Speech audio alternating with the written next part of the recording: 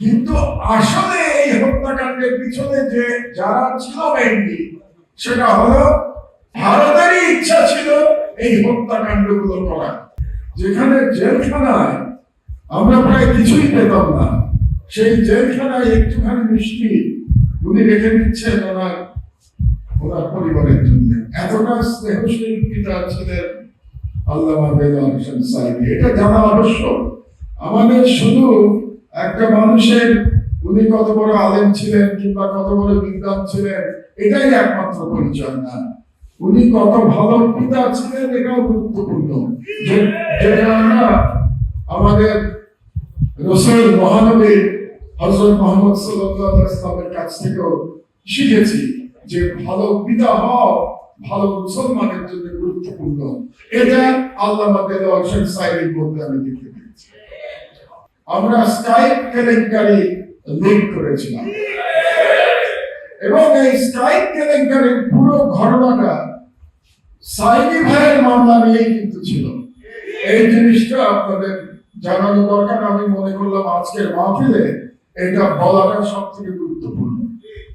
এটা যে আমরা লিঙ্ক করেছিলাম এটা একটা ঐতিহাসিক ব্যাপার ছিল, কারণ এখানে খুব নাম করা আইনজীবী মিজান সাহেব আছেন। উনি জানবেন যে স্কাইপ কেলেঙ্কারিতে আমরা যেটা প্রমাণ করেছিলাম এর মাধ্যমে লিগালি আমরা প্রমাণ করে দিয়েছিলাম যে এটা একটা জুডিশিয়াল কিলিং ছিল। কারণ আপনারা মুখে যতই জুডিশিয়াল কিলিং এর কথা বলেন না কেন, আইনের ভাষায় এভিডেন্স প্রয়োজন হয়।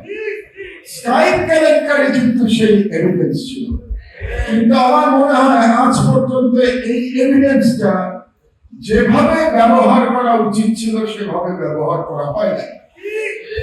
এখন একটা সময় এসছে, আমি সকল শহীদ পরিবারের সকল সন্তানদের বলবো যে আপনারা এই স্কাইপ কেলেঙ্কারির এভিডেন্সের মাধ্যমে আপনারা এই বিচারকে উড়িয়ে দিতে পারেন বলে আমি মনে করি।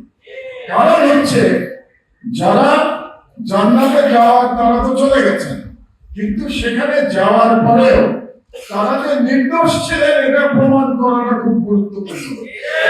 এরকম ঘটনা মিজান সাহেব আমার থেকে অনেক ভালো জানেন যে ইংল্যান্ডের অনেক মামলায় 100 বছর পরেও প্রমাণিত হয়েছে যে 100 বছর আগে যাকে ফাঁসি দিয়ে হত্যা করা হয়েছে সেটা অন্যায় ছিল এবং সেই ব্যক্তি নির্দোষ ছিল।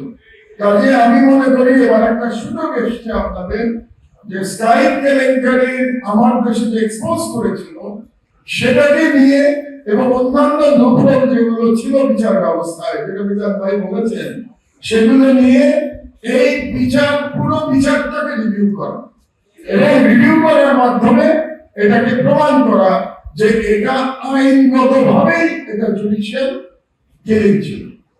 আর একটা কথা বলা আবশ্যক, আমাদের মধ্যে আমি দেখেছি, জামাত ইসলামের সমর্থকদের মধ্যেও দেখেছি, বিএনপির মধ্যেও দেখেছি যে শেখ হাসিনা যখন এসকে সিনহাকে তাদের নিজেদের অভ্যন্তরীণ কোন্দলের জন্য ডিজিএফআই দিয়ে দেশ থেকে বের করে দিল, তারপরে আমি দেখেছি বিএনপি এবং জামাতের কোন কোন ব্যক্তির মধ্যে এসকে সিনহার প্রতি আমি সিম্প্যাথি দেখতে পেয়েছি।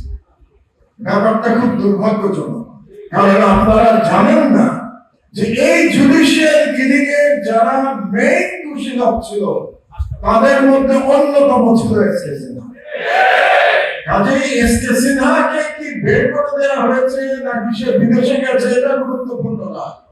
SK Sinha was a criminal এবং ক্রিমিনালের বিচার হওয়া উচিত এবং এসকে সিনহার কাজ সম্পর্কে আপনাদের সবার জানা উচিত। কারণ শুধুমাত্র আইসিটির যারা বিচারক তারাই দায়ী ছিলেন না, যারা আপিল বিভাগে ছিলেন তারাই কিন্তু শেষ পর্যন্ত এক্সিকিউশনটা করেছেন। বিচার প্রথমে আইসিটি থেকে হয়েছে, কিন্তু ফাইনালি আপিল বিভাগ এগুলোকে আপিল করেছে।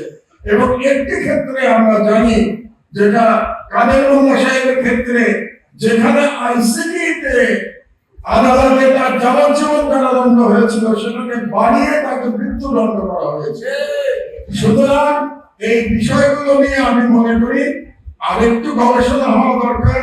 আরেকটু লেখালেখি হওয়া দরকার এবং আপনাদের আরেকটু এটা নিয়ে আলোচনা করে এই পরিবারগুলোকে আমি বলবো, আজকে শহীদ পরিবারের অনেকে এখানে আছেন, আপনারা বসে এটার আইনগত ব্যবস্থা গ্রহণ করবেন।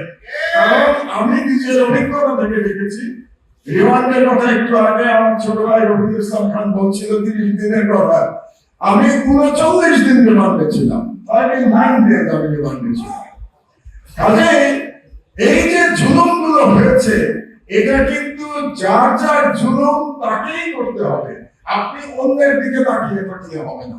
কাজে যে যে পরিবার ভিত্তিক, সেই পরিবারের সদস্যদের দায়িত্ব এটার বিরুদ্ধে আওয়াজ তোলা।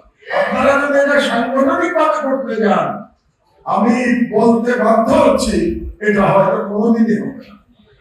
আমি জানি না আপনারা অসন্তুষ্ট হতে পারেন, কিন্তু এটাই বাস্তবতা। যার প্রবলেম, যে ভিকটিম, তারই চেষ্টা করা হচ্ছে। এটা আমার পরামর্শ যে বিচার, যে রায়টা বাইরে থেকে লিখে নিয়ে আসা হয়েছিল, এই রায় লেখার জন্য প্রত্যেকেই দায়ী ছিল। এটা বাইরে থেকে লেখা হোক কিংবা বিচারপতি নিজেই লিখুন, কিন্তু আসলে এই হত্যাকাণ্ডের পিছনে যে যারা ছিল মেইনলি, সেটা হলো আধিপত্যবাদী ভারত।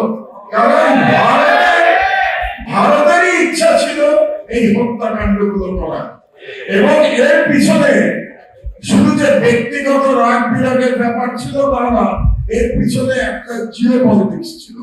জিওপলিটিক্সটা হলো যে বাংলাদেশের 90% মানুষ মুসলমান, তো বাংলাদেশকে যদি ভারতীয় উপনিবেশে পরিণত করতে হয়, যেটা করা হয়েছিল 16 বছর ধরে শেখ হাসিনা,